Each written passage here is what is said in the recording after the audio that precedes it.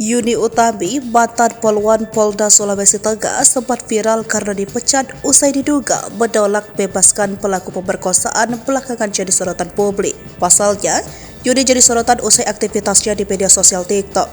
Jebolan Bintara Polwan angkatan 37 tahun 2008 itu aktif live streaming di aplikasi TikTok untuk dapatkan gift dari penonton. Ia mengaku melakukan live guyur air lantaran ia butuh uang untuk biaya operasi lututnya. Dirinya mengaku dianiaya saat bekerja sebagai pembantu rumah tangga dan sopir di salah satu perusahaan properti. Dalam tayangan live-nya juga, Yuni mengaku jika dokter tidak mau mengoperasi lututnya yang patah total karena menyebut penganiayaan tidak bisa ditanggung BPJS.